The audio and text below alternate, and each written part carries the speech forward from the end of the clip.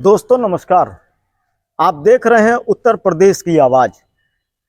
उत्तर प्रदेश की आवाज़ आज एक ऐसा मामला लेकर के आया है जो आपको सुनकर रोंगटे खड़े हो जाएंगे। हम बात करेंगे खड्डा विकास खंड की क्षेत्र की, जहां एक एसआईआर को लेकर के तमाम तरह तरह की विपक्ष के लोग चर्चाएं कर रहे हैं, विरोध भी कर रहे हैं। लेकिन आज उसी एसआईआर ने आज एक 45 वर्ष से अपने परिवार से बिछड़े व्यक्ति को मिलने के लिए मजबूर कर दिया और वर्ष 2023 में उनके पिता के मतदाता सूची को खोजने के लिए भी मजबूर कर दिया।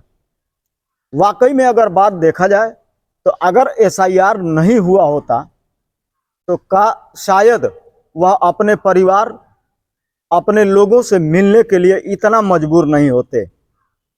क्या है पूरा मामला, आगे हम इस रिपोर्ट में दिखाएंगे। बने रहिए हमारे आवाज़े उत्तर प्रदेश के साथ।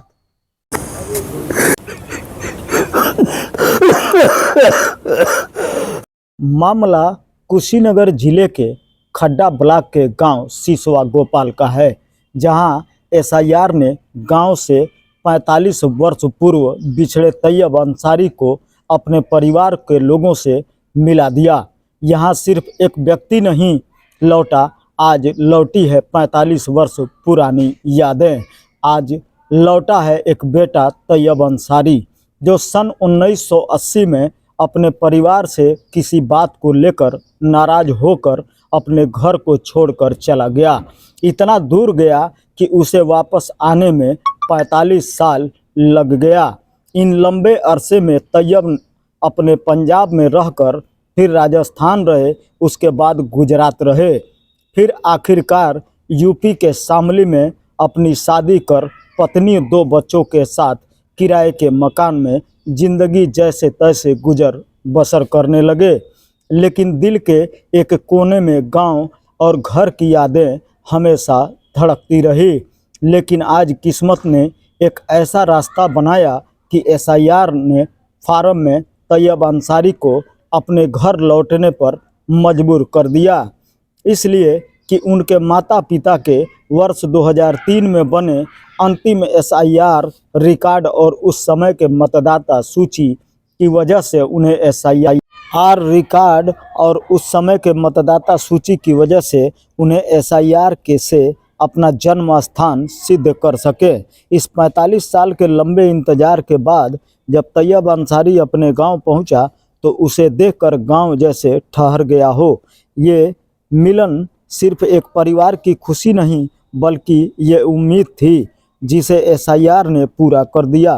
तैयब अंसारी और परिवार के लोगों ने एसआईआर को लेकर भारत सरकार को धन्यवाद देते हुए कहा कि आज एसआईआर प्रक्रिया की वजह से मुझे फिर परिवार से मिलने और जुड़ने का मौका मिला।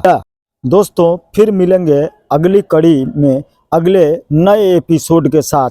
आप बने रहिए उत्तर प्रदेश की आवाज़ के साथ। किस ये एसआईआर के कारण क्या कहेंगे इस पर? हम इस पर सरकार को बहुत धन्यवाद देना चाहता हूं।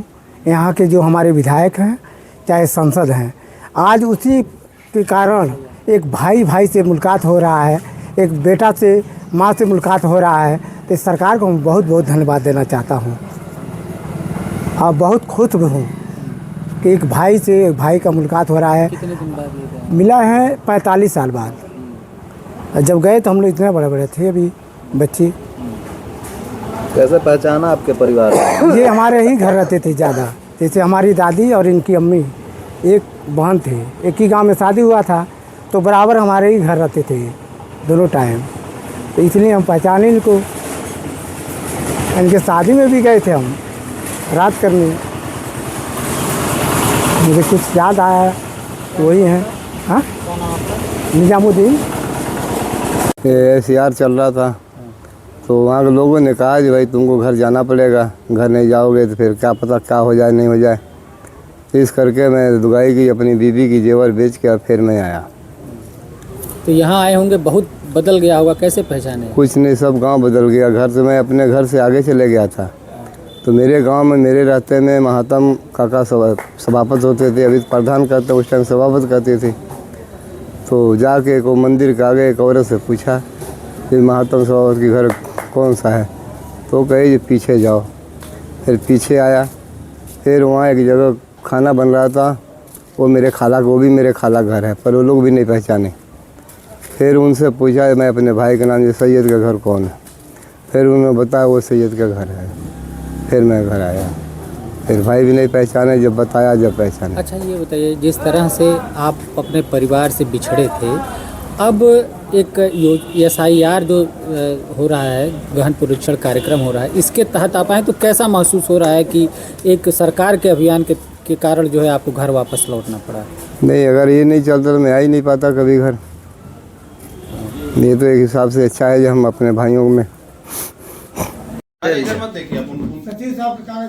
दोस्तों, अगर यह एपिसोड अच्छा लगे तो लाइक करें, शेयर करें। अगर यूट्यूब पर देख रहे हैं तो सब्सक्राइब करें और फॉलो करें।